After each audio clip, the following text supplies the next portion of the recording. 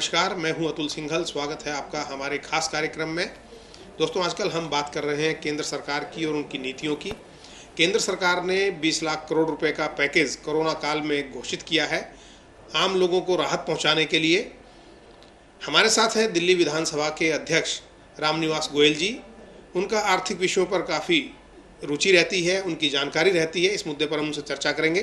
गोयल साहब, आपका बहुत बहुत स्वागत है। धन्यवाद अतुल जी। गोयल साहब, 20 लाख करोड़ रुपए का आर्थिक पैकेज केंद्र सरकार ने घोषित किया है लोगों को राहत पहुंचाने के मकसद से। आप उसको किस तरीके से देखते हैं? देखिए, मैं देश इस वक्त जिस परिस्थितियों से गुजर रहा है, काम व्यापार बंद है, नौकरियां बंद हो गई, मजदूरों ने पलायन किया, भूखे रहकर पलायन किया, 1500 किलोमीटर पैदल गए।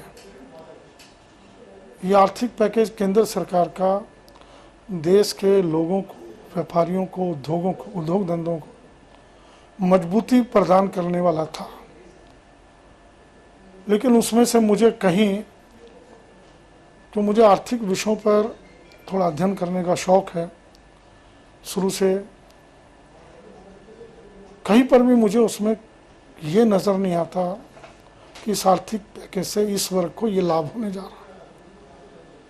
20 लाख करोड़ की सरकार ने बात की। अगर 10 लाख करोड़ रुपए का भी पैकेज दे दिया गया होता ठीक ढंग से, तो उसके परिणाम अभी आने शुरू हो गए होते। मेरे से अगर पूछा जाए, मैं वित्त मंत्री होता तो मैं क्या करता? जी बिल्कुल अतुल जी, 10 लाख करोड़ रुपए से मैं उसको डिवीजन कर रहा हूं। मैं भारत की 50% पॉपुलेशन 60 करोड़ को मान के चलता हूं कि वो बहुत गरीबी रेखा से नीचे है, जिसको तुरंत आर्थिक सहायता की आवश्यकता है। उस 60 करोड़ लोगों को 1,000 रुपये पर मंथ दे दिया जाए, 6,000 करोड़ रुपया हुआ कुल। और 6 महीने तक दे दिया जाए 3,60,000 करोड़ रुपया। नोट कर लीजिए इसको, ठीक है। इन्हीं 60 करोड़ लोगों को महीने में 10 किलो गेहूं, 5 किलो चावल, 2 किलो दाल दे दी जाए फ्री। जो मोदी जी ने 5 किलो गेहूं, 1 किलो चना बोला है, 2 लाख करोड़ रुपया इसकी कॉस्ट कैलकुलेट कर लीजिए। इन्हीं 60 करोड़ लोगों को 5,60,000 करोड़ हुआ। अब जो लोग गांव पलायन कर गए थे जी, 5 करोड़ लोग उसमें से उठा लीजिए। कहीं आ जाइए उद्योग धंधे चालू करने, आप वापस आइए। जो गांव से वापस आए उसी 60,000 करोड़ में से आने, उनको 1,000 रुपये एडिशनल दे दीजिए। जो फैक्ट्री में आ गया, काम पे आ गया लौट कर, 1,000 रुपया तो उसको वो मिलेगा ही मिलेगा। 1,000 रुपया और दे दीजिए उसको। जो भी उसकी सैलरी गवर्नमेंट, वो दुकानदार, प्राइवेट सेक्टर दे रहा जी, उसके अतिरिक्त उसको 1,000 रुपया और दे दीजिए। 5,000 करोड़, 5 करोड़ लोगों को 1,000 रुपया दिया, 5,000 करोड़ बना। 5,000 करोड़, 6 महीने में 30,000 करोड़, 7 लाख करोड़ हो गया टोटल मिला के, ठीक है। ये हो गया गरीब तबका सेटल। अब आ जाइए आप मेरे जैसे, आप जैसे मिडिल क्लासेस लोग जी, मिडिल क्लासेस जिनके पास लोन है, कार का लोन है, हाउस लोन है, बैंक लोन है, किसी भी प्रकार का लोन, 25 लाख से नीचे लोन है, ईएमआई आप माफ मत करिए, ईएमआई देगा 6 महीने के बाद ईएमआई लीजिए, लेकिन उसका 6 महीने तक इंटरेस्ट फ्री। 25 से 50 लाख का लोन है, 50% इंटरेस्ट फ्री। 50 लाख से 1 करोड़ का लोन है, 25% इंटरेस्ट फ्री। ये आप ऊपर नीचे कर सकते हैं, मुझे उससे कोई दिक्कत नहीं।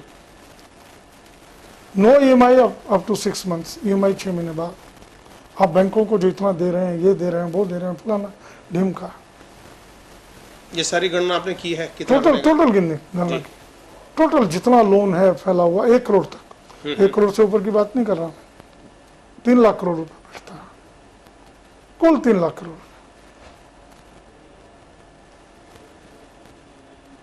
इस 10 लाख करोड़ रुपए में और कुछ थोड़ा बहुत बढ़ा लीजिएगा, पूरी हमारी इकॉनमी सर्कुलेट हो जाती।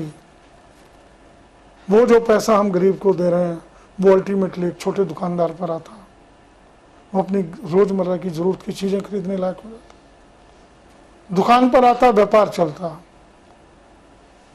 व्यापार चलता, फैक्ट्रियां चलती। लेकिन आज ना व्यापार चल रहा है, ना फैक्ट्री चल रही है, दुकानदार दुकान खोले बैठा है, ग्राहक नहीं है। लेकिन जी गोयल साहब, आपने तो जो कैलकुलेशन बताई है वो आपने बताई है नगद कैश में लोगों को फ़ायदा पहुंचाने की, लेकिन सरकार ने जो 20 लाख करोड़ की बात की है उसमें सब्सिडी के तौर पर है और बैंक से इंटरेस्ट के तौर पर है और बहुत सारे दूसरे फ़ायदे हैं। जो किसान हैं, कामगार हैं, उन लोगों को अलग अलग तरीके से फ़ायदा पहुंचाया गया है नगद देने की बजाय। देखिए, मैं बहुत सीधी सी बात कह रहा हूँ, कितनी सब्सिडी किसको मिलेगी, किसको मिली है इस 1 महीने में, मुझे एक व्यक्ति ढूंढ के दिखा दीजिए। मैं उदाहरण के तौर पर कह रहा हूँ, आप भी दिल्ली में, मैं भी दिल्ली में, 500 रुपया कहा गया था मजदूरों के अकाउंट में जाएगा। दिल्ली में एक मजदूर ले आइए जो ESI में रजिस्टर्ड मजदूर रहा हो, ESI वालों को देंगे, और तो कोई डाटा नहीं है हमारे पास। ये प्रधानमंत्री जन धन योजना से तो लोगों को पैसा पहुंचा है।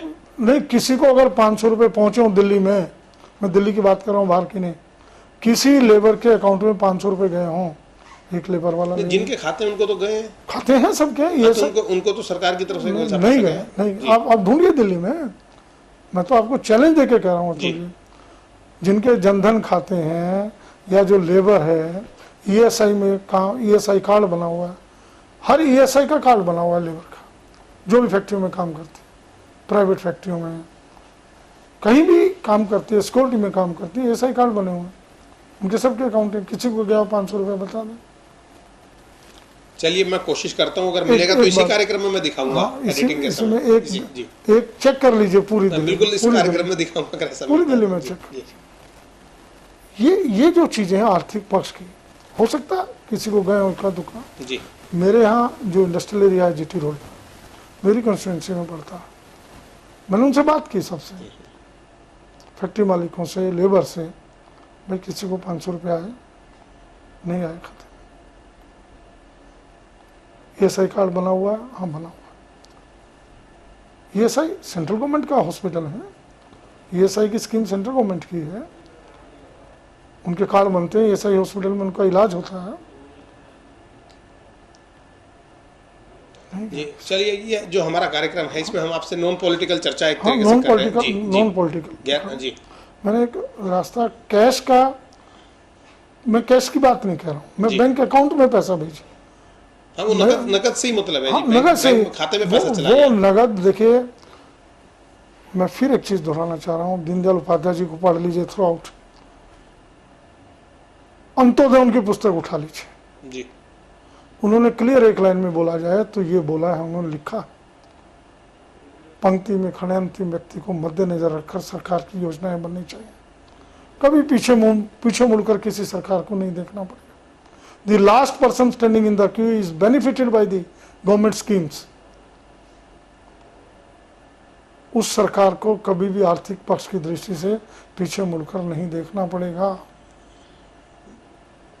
बहुत खूबसूरत बात आपने कही है। ये मैंने नहीं कही, दीनदयाल जी का, दीनदयाल जी की बात को, दीनदयाल जी का, और मैं उसको दोहरा रहा हूँ, पंडित दीनदयाल उपाध्याय जी का अंत्योदय, पंक्ति में खड़े अंतिम व्यक्ति को बार बार दोहरा रहा हूँ, मद्देनजर रखकर सरकार को योजनाएं बनानी चाहिए।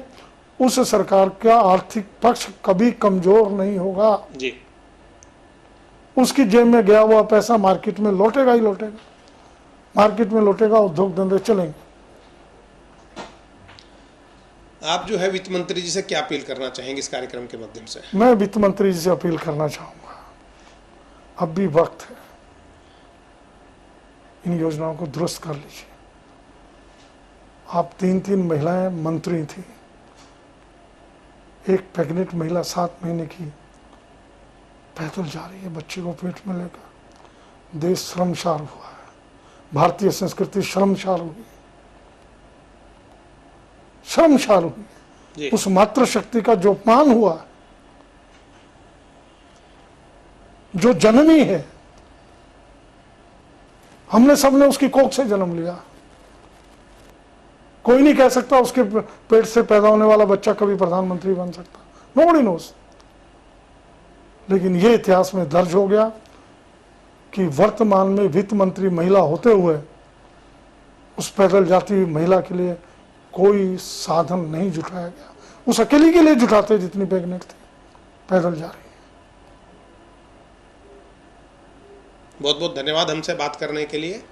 हमारे साथ थे रामनिवास गोयल जी, जो दिल्ली विधानसभा के अध्यक्ष हैं और इकोनॉमिक्स के विषयों में उनकी रुचि रहती है। उन्होंने सुझाव दिया कि वित्त मंत्री निर्मला सीतारमण जी को चाहिए कि अभी वक्त रहते अपनी योजनाओं को दुरुस्त करें, और जिस तरीके से 20 लाख करोड़ रुपए का पैकेज केंद्र सरकार ने दिया है उस पर सवाल खड़े किए हैं रामनिवास गोयल जी ने।